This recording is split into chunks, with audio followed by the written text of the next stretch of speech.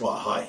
I just wanted to take a moment to talk about Your Divine Purpose, which is a book that I published a couple of years ago, and just been visiting it with some of my Your Divine Purpose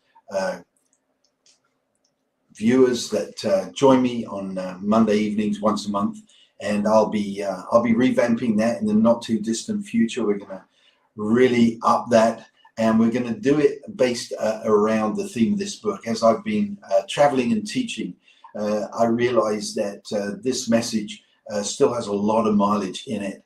And for those of you who don't know what it's about, Your Divine Purpose is 42 chapters, and I've subtitled it An Apostolic Field Guide for Every Believer, because here's what I believe. I believe that every kingdom-minded Christian is apostolic.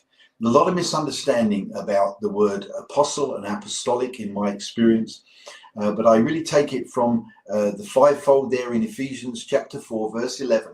See, I don't think anybody doubts that the pastor's job is to equip the saints to be pastoral, the prophet, prophetic, the evangelist, evangelistic, and the teacher. I had to invent the word, as some of you know, teacheric. So why, whenever I say the word apostolic, people immediately think I'm talking about an apostle? No, the apostle's job is to equip the saints to be apostolic, and that's you, every one of you. And it's really vital for us to understand this. You see, we're the sent ones, and that's what apostolic really means. Every one of us is sent.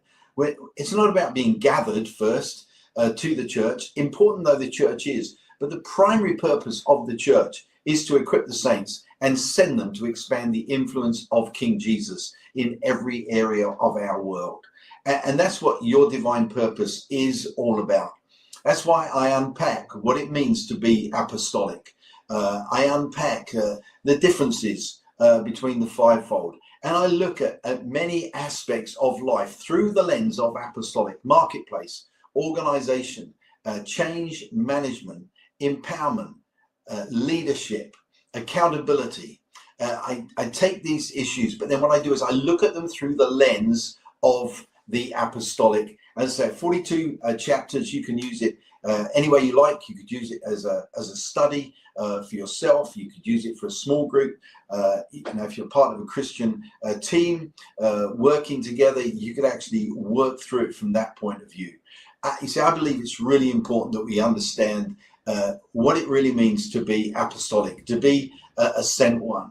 Jesus, on that first resurrection Sunday night, broke in, as it were, to that room where the disciples were locked in for fear of the Jews, it says, after a chaotic week, after watching the dead raiser die himself.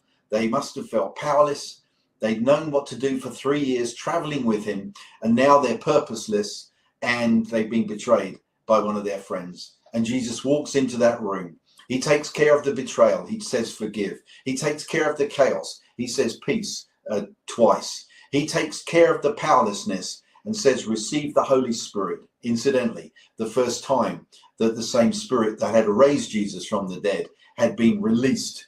And then he said, as the Father sent me, so I send you. He restored purpose to those 10 that were gathered, because Thomas was missing and Judas wasn't a part of them anymore. But he restored purpose, and that is our purpose. Our divine purpose is to be the sent ones, to know that every one of us is sent, and that really, as we leave church on Sundays, however we gather, wherever we gather, whoever we gather with, every one of us should know, whoever we are, whatever we do, wherever we go, that we are the sent ones. We've been sent from heaven to earth, and through the church, I believe, sent again, discipled, equipped with the good news, the gospel of the kingdom, to expand the influence of King Jesus, whoever we are, whatever we do, and wherever we go. So I just encourage you, get a hold of this book.